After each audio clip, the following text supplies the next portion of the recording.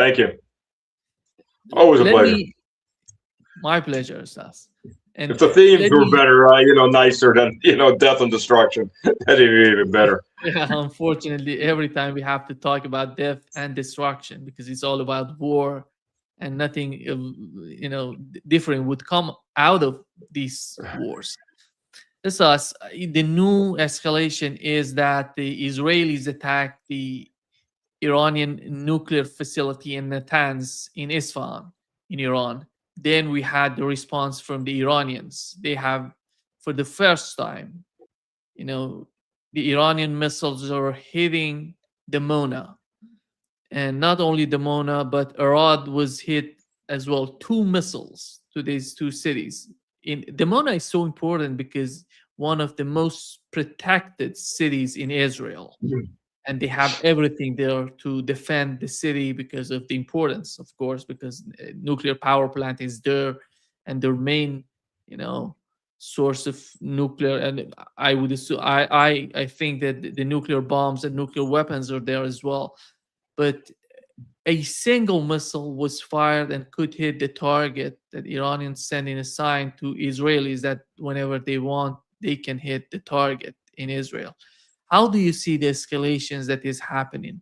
Donald Trump is part of it. He said 48 hours to Iranians to open up the Strait of Hormuz. That's another thing. But starting with these attacks, Israeli attack on nuclear sites in Iran, then Iranian response. Your understanding of that? Well, first of all, that I would say is Trump and Israel playing good cop, bad cop. Because you have Israel strikes the Sapar gas fields, strikes nuclear power plant, and then Trump's like, "Oh, I've told them not to do that. They're not going to do that again. Iran, don't react to it." Is basically what he's saying. Step down. So it's an incremental. We just keep slowly raising the temperature, and you're being told to keep stepping down, keep stepping down. And I think the proper answer is just go ahead and strike back. Don't listen to anything the good cop is saying, because the good cop is just as crooked as the bad cop. So that from that is a proper response is to always strike back and ignore. Let them know that there will be always payback, and maybe even more than they're expecting. Dimona, it's hard to say whether they were targeting the nuclear power plant or not. It's a small power plant. But what was seen, what was perfectly well seen, was two Patriot missiles went up. Maybe they were Iron Dome missiles. I'm not sure which. You can't tell. They went up and went right past the ballistic missile that was coming in that struck. So so much for air defense in this case. Ballistic missiles are hard to stop because of their speed. They're not hypersonic. They're not maneuverable, but they are usually as fast. They're just on a parabolic arc coming in. So I don't know what to say from that. More likely it was a warning shot, or it might have been a miss. But the thing is, first of all, if you're hitting a nuclear power plant, let's be clear a few things. If you actually want to do a nuclear meltdown, first of all, those towers are usually designed to be able to stand a strike of a Boeing 747. Sorry for interrupting you. They have hit the research and technology building in Dimona. It wasn't, particularly the site, the nuclear site. Yeah, they damaged up a bunch of apartment buildings around there too, but that's from the blast. But it happens in the city. If you've got questions about the war you've ordered, don't order the war. That's the Israelis are screaming war crimes as they're massacring Lebanese, as they're shelling deeper into Syria, as they're gazoing Beirut, as they're using white phosphorus on civilians. They're screaming war crimes. I think the term is cry bully. Bully them around, and when you get smacked upside the head for it, start screaming and crying that you're the victim. And they do that all the time. So we see that right now. So yeah, I'm not going to be. It looks like my bucket list item of going to the Holy Sepulchre for Holy Pascha is not going to happen in my lifetime for me, anyways, because I'm pretty sure I'm on a blacklist for the Israelis by now. Oh, of course, they also closed they closed the church for safety. That church has never that church. If you don't know, that is where the stone on which Christ's body was prepared, and the cave that his body was placed in is inside that building. The cave is no longer a cave; it's been carved into a separate building inside the building. Because what originally happened was, it was a cave on the hillside. It was a prepared cave for a burial cave, and then the Romans, when they were pagan and suppressing Christianity, they built a temple of Aphrodite on top of that, filled everything in, built a temple of Aphrodite. And then when Rome Christianized, the Roman Empire I'm talking about, Christianized, Saint Helena went there and they found the site. They destroyed the temple of Aphrodite, found the cave, built a small church over it, and the small church became a bigger church, and the bigger church became a giant cathedral, and it has never been closed since then. And the Israelis have closed it. And Holy Pascha is 3 weeks away. And big question whether or not they'll open it. So this is an insult to all Orthodox Christians, to all Catholic Christians, to all Armenian Christians. I'm going to count the Protestants because, hell, they don't know what the hell they believe half the time. There's 30,000 branches of them, and half of them scream at each other that they're not the right branch. And if they're Zionists, the Zionist heresy, then they're worshiping at the feet of Netanyahu. So what do they care? So there's that too. Sorry, I went on a tangent. It's been on my mind recently what they've done with the church, with the cathedral. If you're hitting, you'll go back to the towers. Those towers are made to withstand a full-speed strike from an airliner. You're not going to damage those towers. Well, a ballistic missile probably would, depending on the warhead size. But those towers are very hard to bring down. They're brought down when the Germans demolished their nuclear power plants, as they did to every single one of them, and do shaped charges and bring it down. They don't fall on their own. Now, having said that, if you want a nuclear meltdown, you don't aim for the towers. You aim for the pumps for the coolant section, because those pumps and the backup generators. So you can switch off electricity. The power station still has to have a certain amount of electricity to pump water into the cooling towers, the cool tower into the reaction chamber to cool the rods. Otherwise, the rods will continue to generate heat. They'll overheat. I mean, you're not going to have a chain reaction if you don't have enough uranium at a high enough level to have a chain reaction, a nuclear explosion. But what you will have is the rods will keep increasing in heat. They will start to melt. The water that's in there already will explode into a preliminary steam explosion.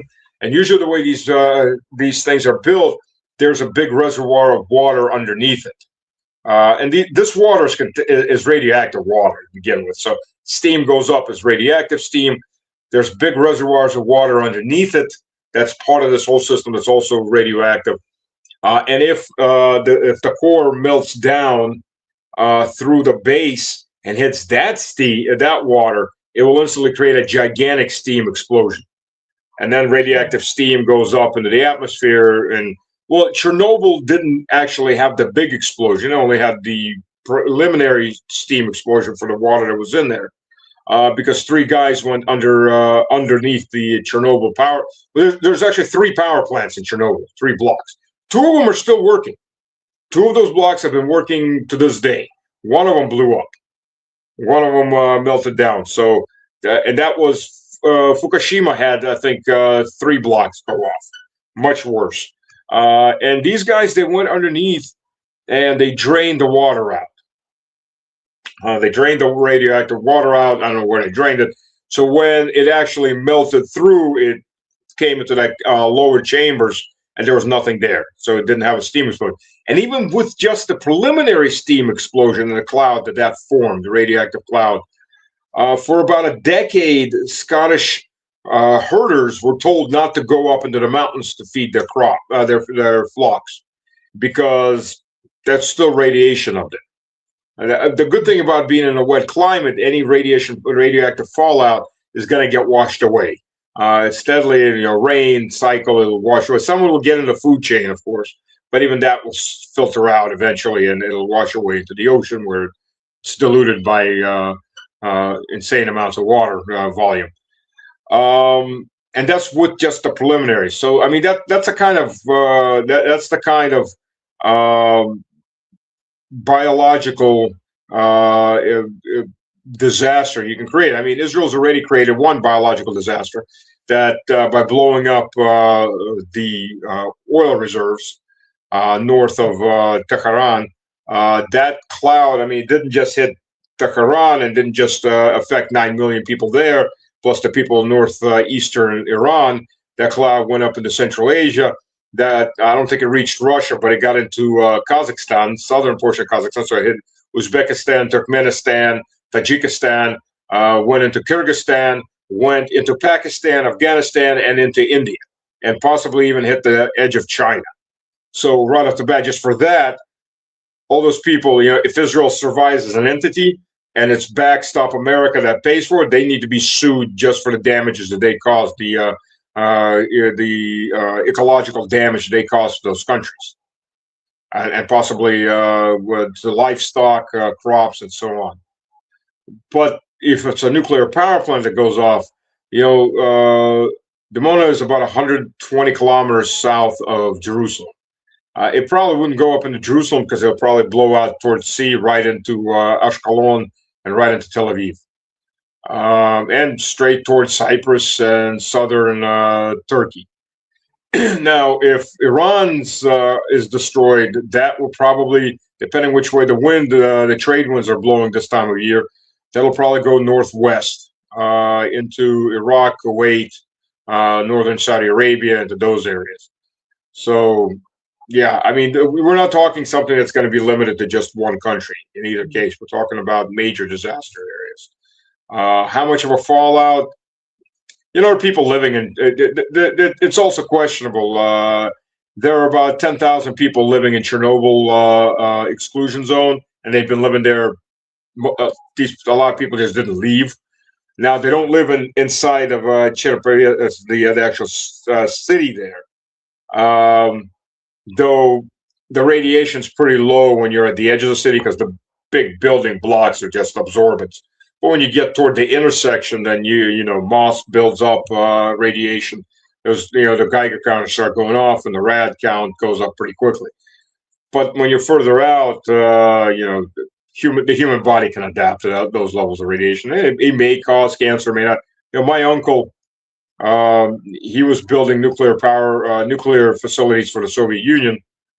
He died. His whole team died of cancer. He died of cancer too, stomach cancer. Of course, he was 79 when he died of stomach cancer. And his older brother, they were using soil for gardening, because they were also military engineers. They set up a garden, not realizing that they were using radioactive soil. He also died of stomach cancer. Of course, he was 84 when he died of stomach cancer. So, it gets into the questionable, what's the lethal dosage? Did the cancer come from the radiation? Maybe. But when you're living, 79 to 84 years old, you've pretty much are at the end of your life, regardless of but if you're point blank in that area, yeah, you're going to get a high dose of radiation that can cause a lot of damage. So there's that. But now Trump is threatening, and this is just to add on before.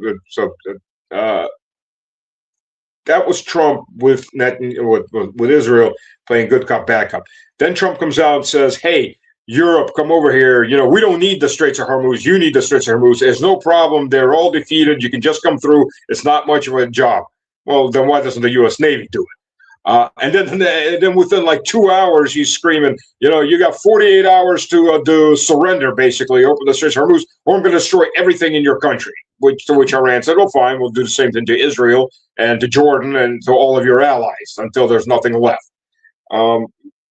Whether Trump carries that out or not, you're the impression he's leaving, anyway, for anybody who's not just a diehard fanatic of Trump, is this is not a man that is rational. That is a guy that is emotionally disturbed. He is all over the place, and maybe it's time for the 25th Amendment. Yeah. In case anybody doesn't know that, that's the amendment that allows you to remove a sitting president for physical or mental deficiencies. Yeah. I think they don't understand that the Iranian power plants, or let's say power grid, is not something that you can hit one of the the most important one that the whole country would go black, and that's not going to happen, because it's somehow they're designed to recover each other. If some part of the other part would take they go then provide the zone that was hit is going to, because it's the north, the south, the east and the west and the center, they are all connected.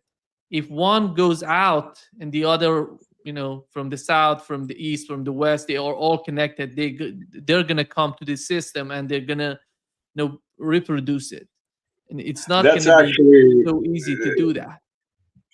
Nima, that's actually bad. That's not actually good. And I'll tell you why. Because you'll have a cascading effect. This is what happened in the U.S. when the entire northeast of the U.S. went out, because one Canadian, which is also part of the grid, generator blew. And that put the load onto the next generators or electric stations. And when one more blew, and it just becomes a cascading effect, one after the other. You have to either in time cut off portions of that grid, or it's going to cascade down and hit all the others. The best thing is actually if each one of those zones was separate from each other. That's the most safest. Where if you took out the center, it didn't affect anybody else. It just affected that one. Redundancies in power generation is good if you. But even then, I mean, like I said, one Canadian power station went out. Spain had the same thing just recently. Spain and Portugal basically started with one or two power stations going out, and it took out the entire eastern portion of the the western portion of the Iberian Peninsula. So that's actually I've been talking to people about it. That the theory now is it's better to disconnect them, just have localized grids. That gives you better. That gives you more protection. But the Americans are going to just hit one. They're going to go after everything. Of course, they're going to get Iran's going to hit everything back. And as we see with Ukraine, of course, Ukraine is getting a lot of transformers brought in from Europe to the point where they're running out. First, it depends what you hit. Second, it depends how you hit it. And yes, that can be brought back on, obviously. When you're hitting transformer networks, there's the regular blocks they're actually glass. The transformers are glass and steel, plus the metallic ends and ceramic portions that stand in rows. Those get mass produced. The first big block of transformer, these things for big power station, they can be 3 stories high. They're handmade, basically. The whole world produces maybe like 1,200 of them worldwide. The U.S. produces about 400 or 500, and they're usually produced per project.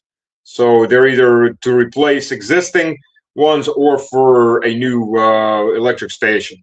So there's less than 1,200 a year produced globally, and they're very expensive. They're huge, and those things are hard to replace for obvious reasons.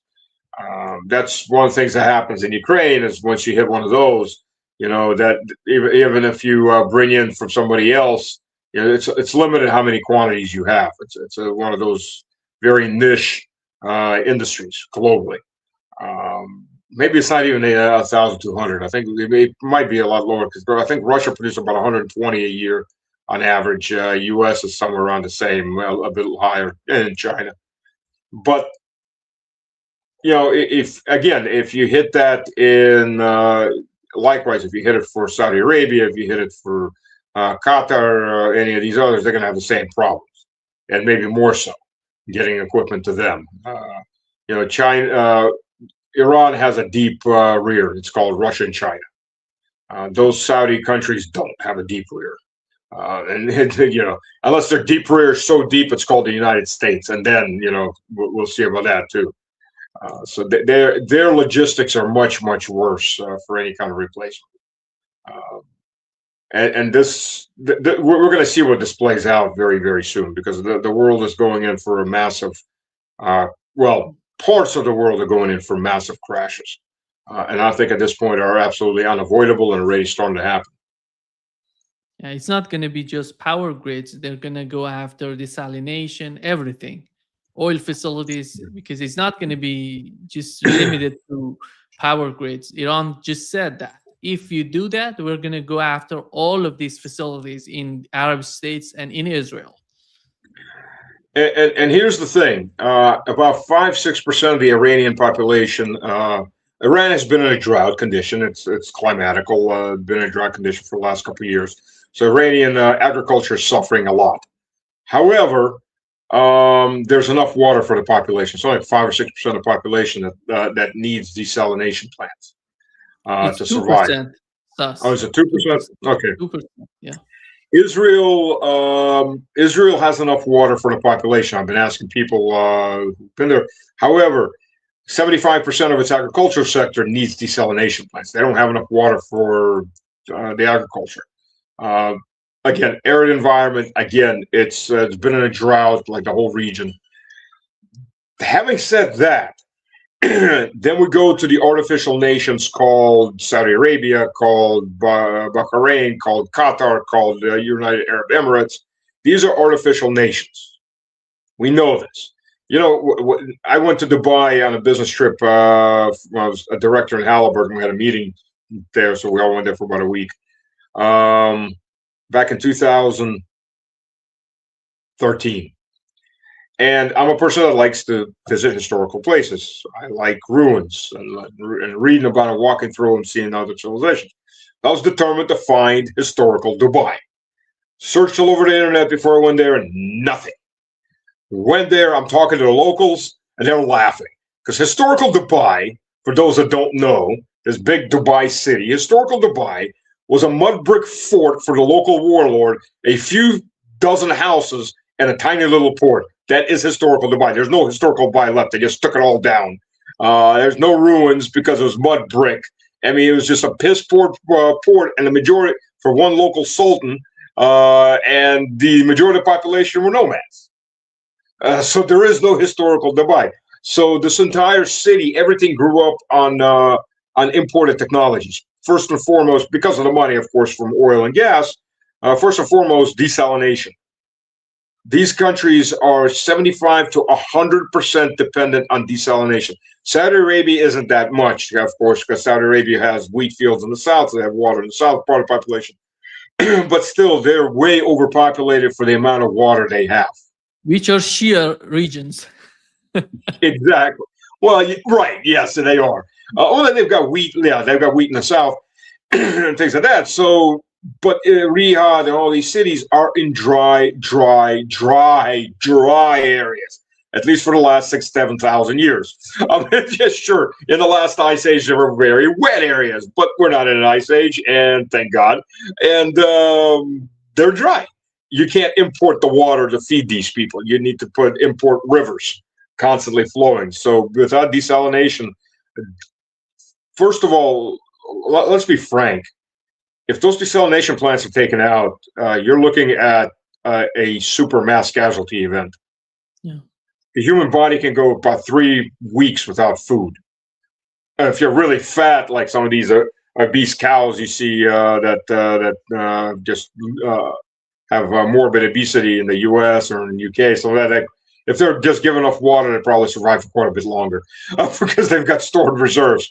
The average human being, maybe 3 weeks before he's dead from starvation, maybe less. 3 days without water. In the desert, you wouldn't last 1 day. And let's be realistic. When the heat's hitting 45, 50 degrees, it's just sucking the vapor right out of your body. Every time you breathe, you sweat, everything is sucking out. You won't survive a day without water. And the reality of it. Now, there's what 100 million people in that area. Let's even say 60 million people would be affected. How many people are going to die off within the first days? You cannot evacuate that many people physically. You cannot move that many people. You cannot feed that many people in an emergency. You cannot bring drinking water. You got to figure the average human body, especially on the move, trying to survive, get out in that kind of heat, even if you're only moving in the night, you're going to need at least 3 liters of water per person, per adult person. Children will have less, of course. You can't bring that much. It's physically impossible to bring that much water. I mean, you would have a mass casualty event within days, within 1, 2, 3, 4 days. I mean, this is a massive die-off of humanity in that area. Yeah. The other dimension is what is going on with the NATO troops in Iraq. Some of the countries, they have withdrawn their troops from Iraq. We have Poland, Spain, and Germany was talking about it, and the other countries somehow trying to negotiate with resistance in Iraq in order to stay there. It seems that the resistance told them that you have to leave. You don't have to stay here, and you're going to get hit by missiles and by drones. That's why they're getting out. On the other hand, you see Donald Trump is sending Marines to the region. And basically, they're talking about Kharg Island. The Kharg Island, if they want to go there, they have to go through the Strait of Hormuz. If not, they have to come from Kuwait to the. It's amazing to me what is happening in the mind of Donald Trump, because I really don't.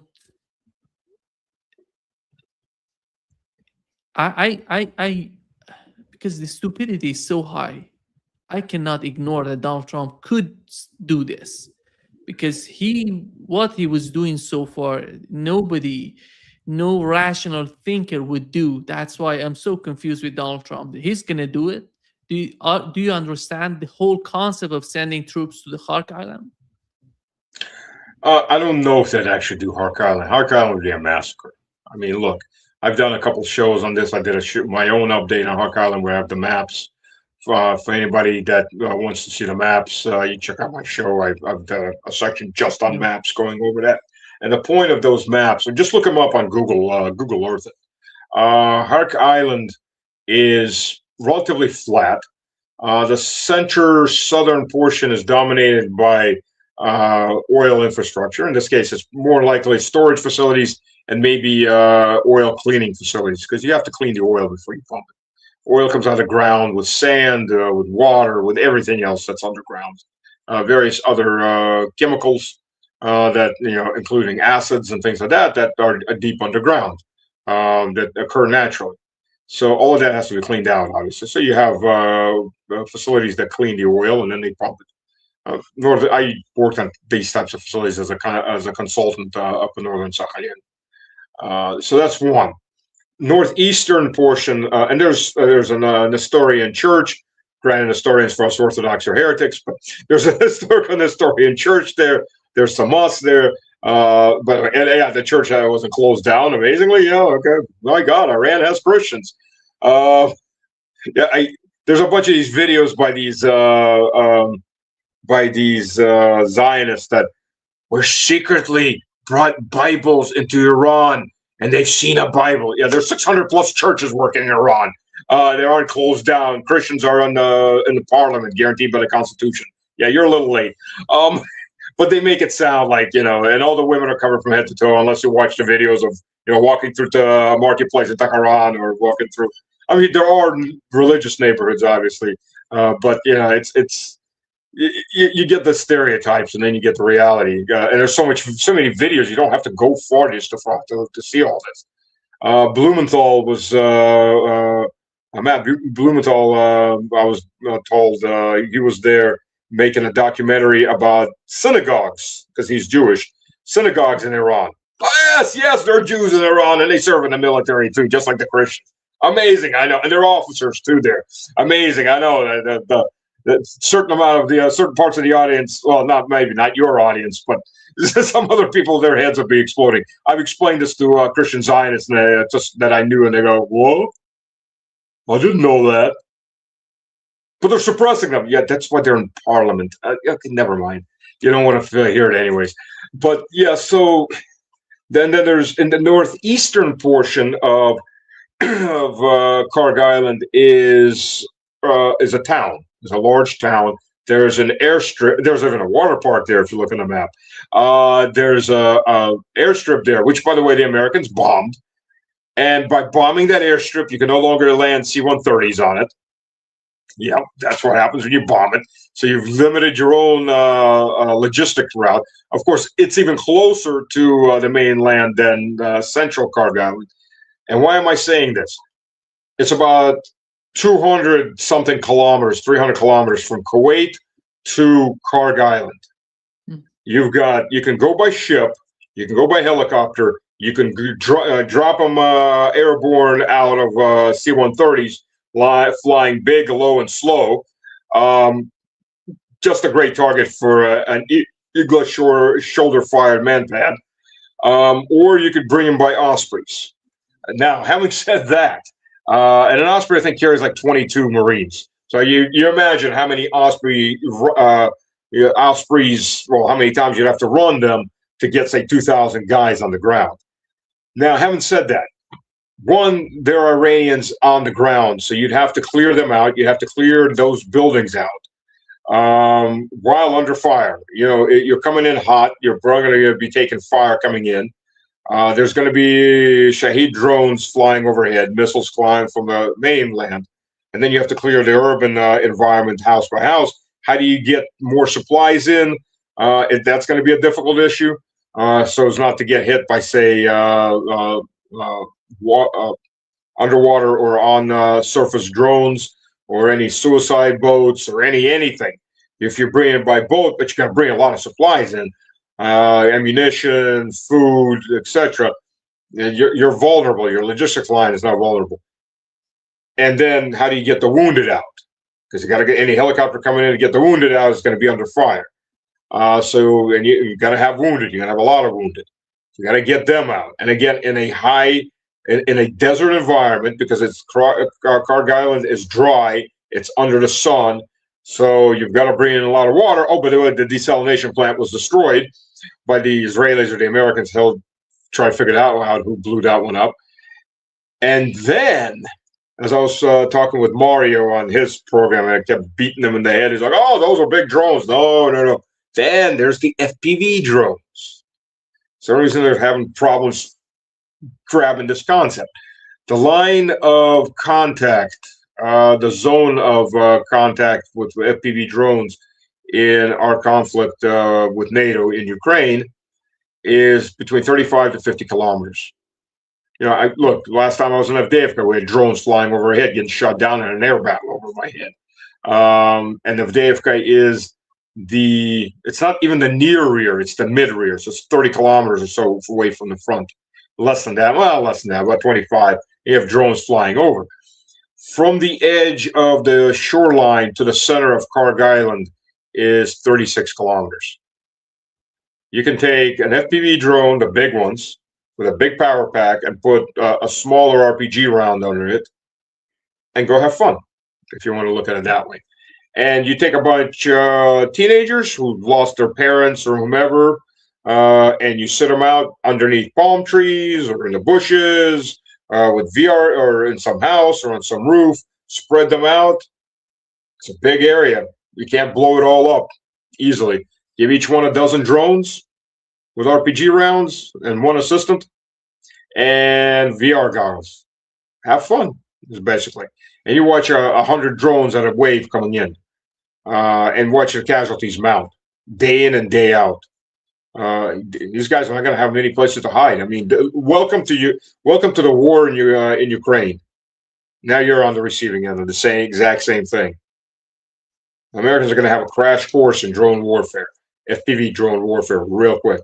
If they go for if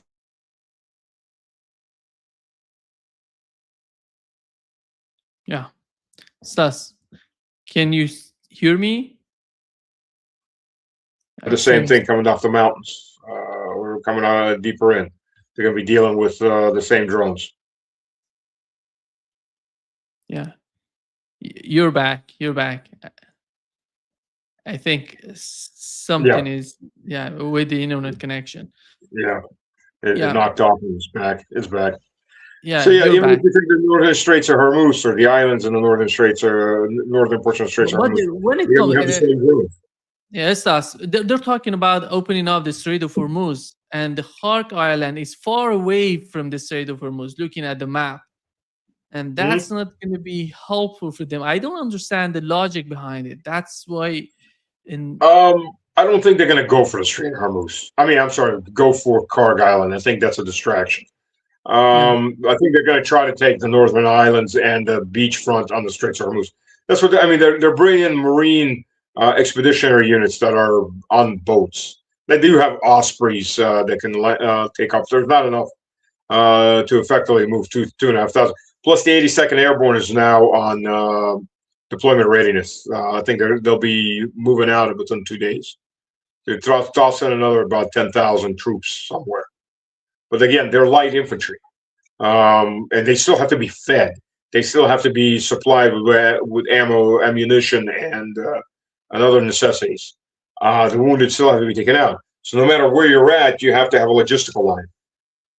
Having said that, there are 2,000, or probably less than that by now, American troops that are trapped in 3 bases, including the Green Zone in Baghdad, Mosul, and Erbil up north.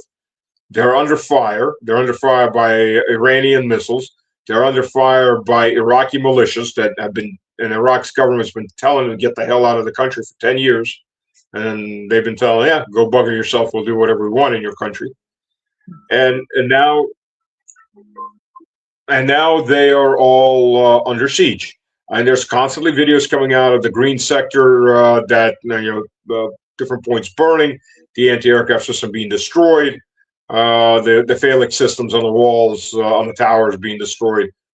And, the green zone is not just military. There's diplomats, there's diplomat families. If the green zone gets overrun, Trump's presidency is over on that spot.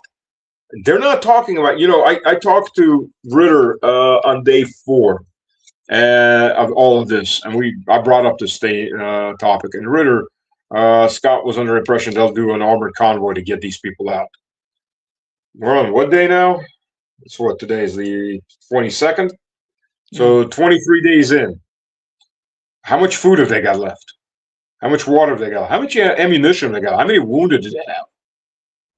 There's no word on all of these. And even the ones up north around in Kurdistan, after Trump betrayed the Kurds to be massacred by El Jalani 3 months ago, they're probably not in the best of mood to let the Americans off easy. So, what are they going to do with these guys? Maybe they're getting the Marines together to try to do a rush in to pull these people out. Or try to reinforce them, throw more people into that pit. I don't know, but I can't believe they're actually going to go Kharg Island. That is suicidally insane.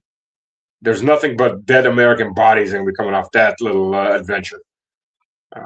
But again, Trump stole everybody. He's the great military genius. He could have ran Vietnam much better than the idiot generals that ran Vietnam. For some reason, he got 5 deferments not to go to Vietnam, but he could have shown everybody. He could have become an officer, but he didn't. But he now considers himself to be the great military genius. So who the hell knows? Yeah, but Donald Trump is trying to put a lot of pressure on Europeans, and he even said, "If you don't help us, I'm gonna get Greenland." That's why it's unbelievable the way that is. yeah, you're gonna love that.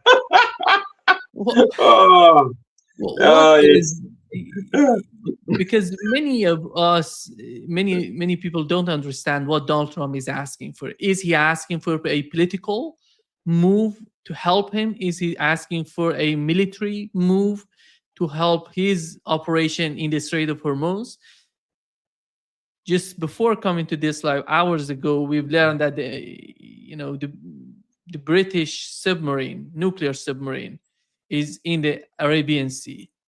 And what was reported by the Telegraph, they're reporting dozens of sailors caught doing hard drugs on this. Oh yeah. I saw that article.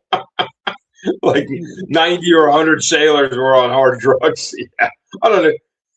Well, first of all, let's be a little more accurate on this. It's not a British submarine. It is an American Typhoon class submarine that is on loan to the British. There's 4 of them.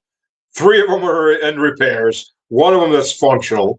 The nuclear missiles on it are also American owned, on loan to the British, and they cannot fire them without American approval. England's fleet is almost non-existent. So just Queen of the Seas long ago is barely even a queen of a puddle. So they may be able to hold the Thames. I'll give them that much, but probably not much more. So yeah. I think what he wants from them is military. He wants them to do the little job, the easy job. Just open up the straits. It's almost done. There's nothing to do. We've already done everything. Just go in and do it. Well, which begs to differ. Well, if you've already done it, then what's your problem? Why do you need help doing it from the 8 French frigates or something like that? So because he wants to get French and British on all these countries, get them killed, not Americans. Exactly. That would bring repercussions in the United States. Exactly. I mean, 100%. You're right. But it's just hilarious in its own sad way to watch this attempts at child psychiatry, psychology. It's nothing there. We're too busy to do it. But boy, you need the golf. We don't need the golf. Yeah. So it's. Look, Europe is about to crash hard. Let's be honest. There will be starvation probably in Europe this year.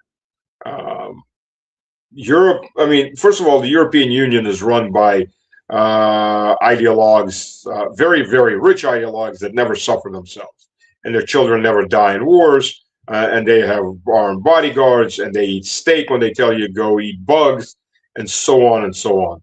That's the hypocrisy of Europe. Non-Russian Europe. We own 1/3 of Europe, or 1/4 of Europe, somewhere around there.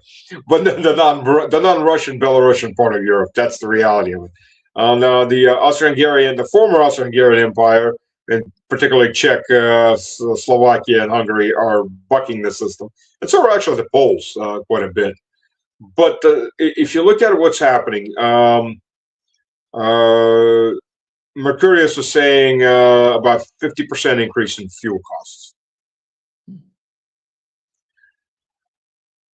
Yeah. In the UK. And that's a country that doesn't drive nearly as much as, say, the French and the Germans. We're seeing 50-60% increase in fuel. Natural gas prices have already doubled. Having said that, they're still getting supplies in because the last of the ships that left are still coming in right now. So it's not that it's totally been cut off, but they know they got nothing behind that. The last oil shipments there's no more oil coming from behind that. Russia's said, basically saying, bye-bye Europe. We're not going to wait for you to cut us off. We're leaving. So that's 47% of European gas, natural gas, that's gone. Now, in an industrialized society, about 80%, 70 to 80% of that natural gas is used by industry. You really don't need that much gas for cooking and for keeping people warm. Most of it's used by industry, heavy industry. Well, what happens to that industry? It's already been shut down. It's going to go in faster. What happens when the industry shuts down? The people that are working in that industry lose their jobs, correct. But then everybody around servicing those people in that industry lose their jobs. So you now start having the mass unemployment. What happens when your food prices go up twice as high? Because, 30% of the world's chemical fertilizer is gone. EU's boat that is refusing Russian fertilizer. That's 40% of the world's chemical fertilizer. Without chemical fertilizer, your yields are going to get cut in half. The Green Revolution is chemical fertilizer. Europe is looking at starvation, at least for the lower classes, mass starvation. You know, a friend of mine, Lorenzo, is a professor of politics in northern Italy. Won't say the city he's in right now, but he was telling me, 4 or 5 months ago that amongst the lower classes in Italy, there are people that cannot feed their family through the end of the month. As it was, food prices are going to skyrocket. That's for Europe. What happens when your country's flooded by a lot of immigrants that don't fit into your society, don't want to fit into your society, and the government's giving them handouts while you're starving on the streets? Civil war. That's what happens. I mean, let's be realistic about this. So Western Europe is looking at a disaster. It's not the Titanic ramming the iceberg. It's the iceberg that's ramming the Titanic, and it's ramming over and over and over again. So Europe is going to be in a collapse mode mess coming up. It's already high tension between different ethnic groups. I'm not against immigration, but you need to do immigration correctly. You need people that have the skill sets you need. Usually, you don't want the guys that don't know how to do anything but dig ditches. You don't need those types of people. You have plenty of your own, guarantee you. Every country has that. You need the doctors, you need the scientists, you need the engineers. The high-end people is what you want. A and B, you want immigration in chewable amounts, so you can chew and swallow and assimilate.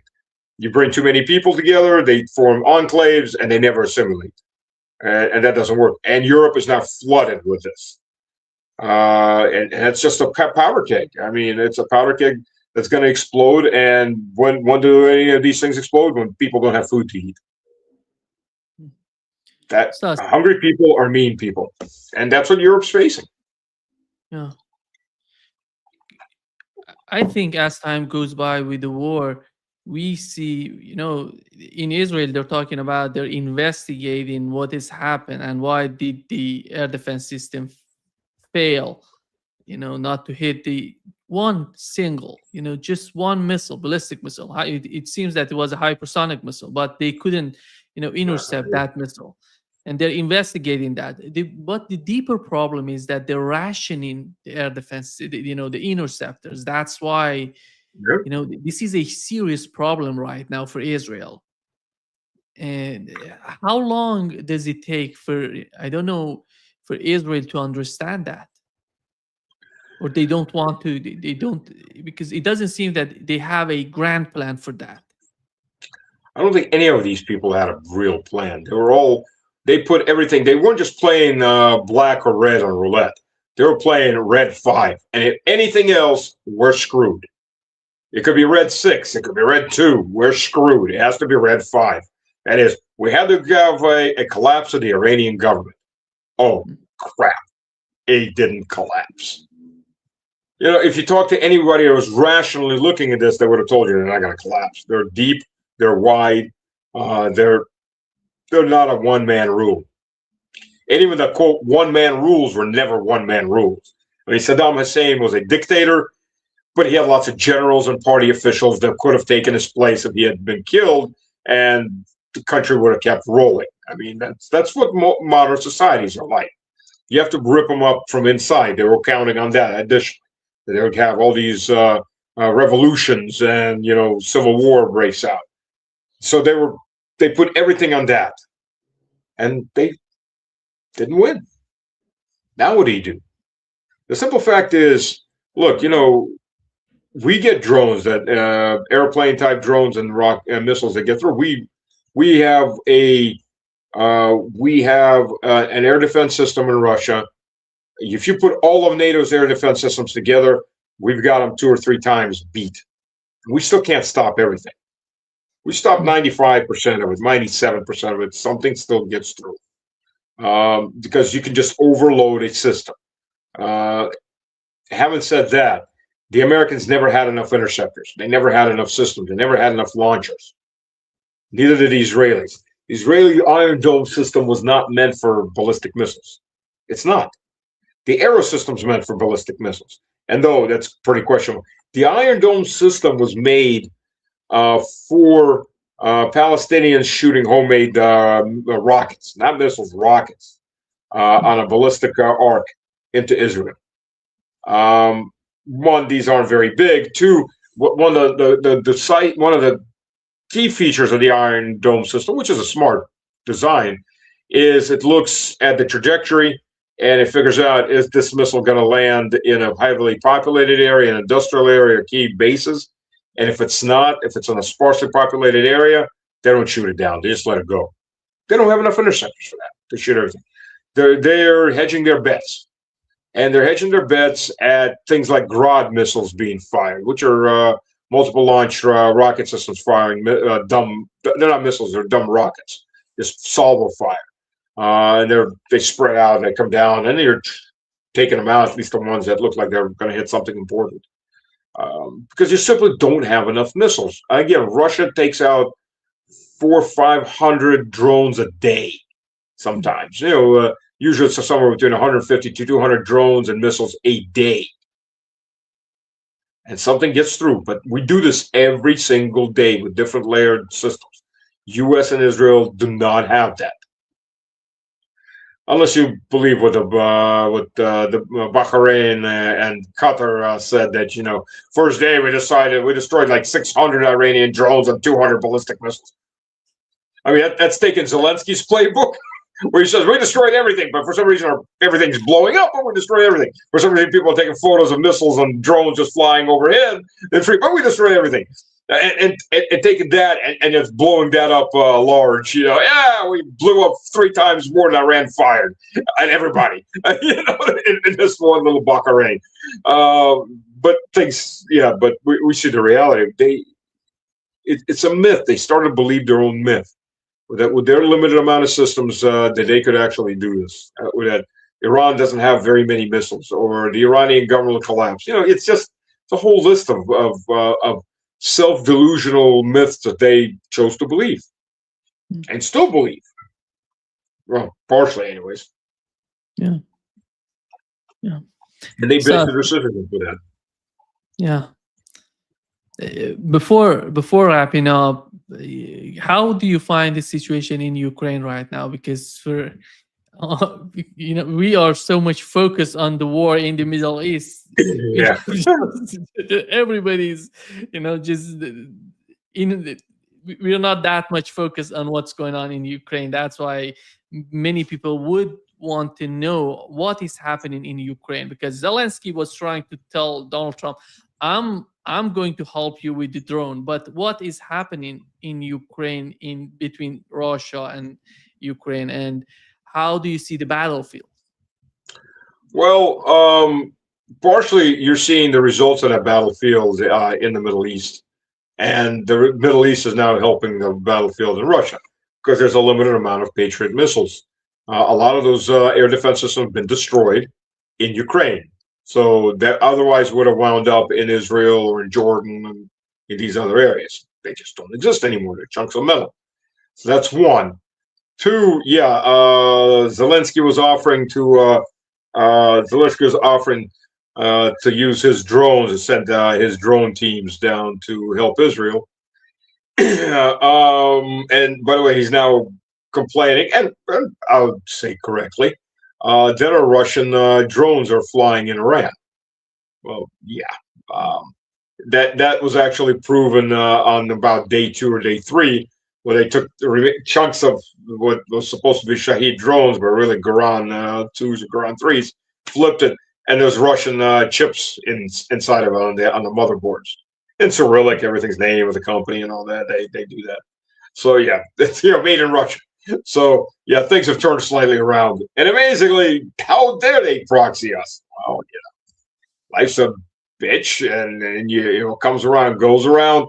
And the simple fact, wait, did you not think that was going to happen?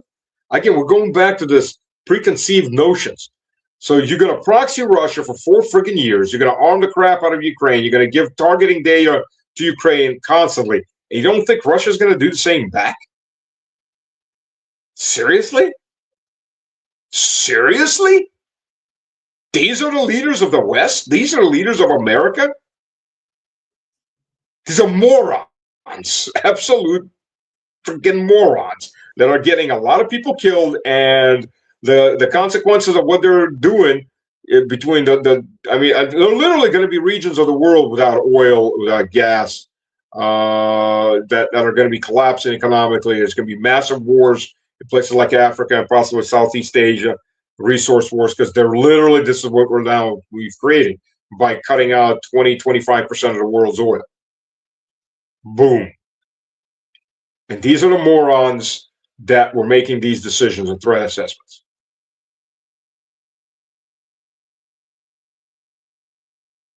Yeah, this is unfortunate. And we have to understand that both the resources going to Ukraine or to Israel, they're coming from the same place. So they have to. As far as Ukraine itself goes right now, it's the Rasputitsa. Which means the coming apart, the desolation. It's the mud. The snow's melted. It's muddy. There's not a lot of movement, and they'll probably stay that way for another week to 2 weeks at least, depending on how rainy it gets. The ground's got to drain. So what you're doing now is both sides in the south. Both sides are using recon and sabotage units, which are anywhere from 3 to 10 men. Teams, they're infiltrating each other's side, they're blowing things up. Russia is using them to clear out fields up to a certain point, but they're not going into the cities or the towns and villages for the most part. They're preparing because you do need heavy equipment, more heavy equipment coming in and out. And right now, except for asphalted, built-up roads, you can't drive anything into that mud. It'll sink. Sooner or later, you'll hit a patch where it's really muddy and liquidy, and it'll sink. So that's the reality right now. Now up north, there's a lot of Russian movement towards Sumy, and I'm looking at it that's going to be the next big battle. Russian forces are about 12, 13 kilometers away from Sumy. Sumy is not a huge city; it's 250,000, but it's pretty flat and open area. And what it is it is a major logistical hub. That's also feeding, it's the deep logistical hub for Kharkiv to the west.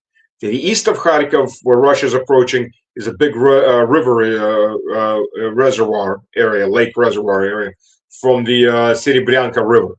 And then the Serebryanka goes south of Kharkiv and then bends back over. Well, if you blow the bridges there, you cut off Kharkiv from the south. Kharkiv from the east is already cut off with Russian forces advancing. Slowly to mud and everything else, but advancing.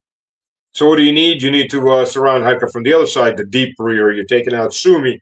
You're cutting them off from any supplies coming out of Kiev, those lines across the Dnieper. So you take it into a deep encirclement. And I think that's going to be the next big one as far as any kind of movement. And there's movement there. There's that's probably the biggest movement area. Kupinsk also a lot of movement. And Liman, Krasny Liman, not so much fighting in the city, but it's been surrounded from the east and the north, and from the southwest. The Russian forces are pushing their way in to cut off the last bridge on the Oka River that's feeding the route that's feeding Krasny Liman. After that, it's effectively cut off. Even if you don't have it fully surrounded, it's got rivers, 2 river students back, and no supplies coming across them. And once you're done with that, then you start closing off the big encirclement heading towards Slavinsk. You'll get Slavinsk, Kramatorsk, and at least about 2/3 of Konstantinovka that hasn't been taken yet. But there's advancement in Konstantinovka. Just it's so hard fighting Konstantinovka. They dropped a lot of their troops there, trying to make another Bakhmut. That's the situation right now. You're having a lot of infiltration units breaking through, going deep, but these aren't units that they create a gray zone. They don't create a line of contact because these are small man outfits. They'll sabotage. They'll ambush cars going through with supplies. They'll do raids, or they'll call in artillery to forward position, but they can't hold the ground because they don't have the ammunition, the supplies, and the manpower to hold ground. So that's the situation right now in Ukraine. That's why it's kind of quieter. It happens every year. We're waiting for the month to end. Yeah. Yeah. Thank you so much, Stas. Great pleasure, as always. You, next one we need to talk because I'm not just a pretty war face. Um, I was supply chain director for Halliburton and in Cameron. I was regional Eurasian supply chain director for Halliburton, and I was also a supply chain director on construction projects for EPC company called Technomont in expanding the refinery in Moscow to be able to produce E95 petro, and in building one of the three phases of the LNG plant in Amur, giant LNG plant. The reason I'm saying this is I know the times it takes to build, to do wellheads and the equipment for wellheads. And in case some of these wellheads are probably destroyed, others maybe in the wells damage has to be either bored or re-drilled or capped off and a new well drilled. I know that the times it takes to build these metal constructions by order, the vessels that go in. A lot of these vessels are only maybe 1 meter to 3 meters long, but sometimes you get, like we had 2 vessels that were 78 meters long. These are handmade by order. So I've got a very good idea. What we should discuss is how long it'll take to get things back up and running when this is over. One day this will be over. And anybody that thinks that the Straits of Hormuz are open and in a week or 2 ships are coming out, I would say even now the damage is at least for half a year to a year, depending where. And it could be up to several years to maybe 5-10 years, depending on the amount of damage. And that Qatar plant is probably a good 2.5, 3 years of repairs, if they have the money and they have the equipment. Plus, there's a limited amount of suppliers that can produce this, and we're looking at massive demand. So yeah, that's something to consider now. That's something that's already to look at. That what's the consequences of this? And this is a disruption that's not going to go away in a week, 2 weeks, a month, a year, maybe 2, 3, 4, 5, 7, 8, 9, 10, 12 years, depending how much damage is done and how much more damage is going to be done. That's the reality of it. And people need to grasp that reality by the horns, because that's what everybody's been looking at. Russia can't plug this hole. You'd need another 1.5 Russias to plug this hole. Yeah, exactly.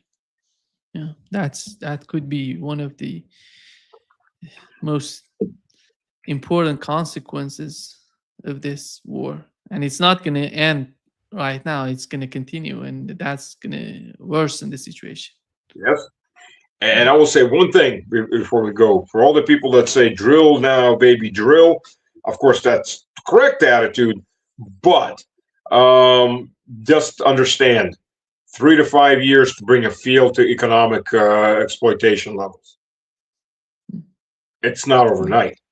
Between drilling wells, building infrastructure for people, for equipment, for pumping that oil, getting it to market, 3 to 5 years. That's how long it takes to bring a field up to regular economic exploitation. Yeah. Thank you. Thank you, Esas. Great pleasure, as always. Always my pleasure.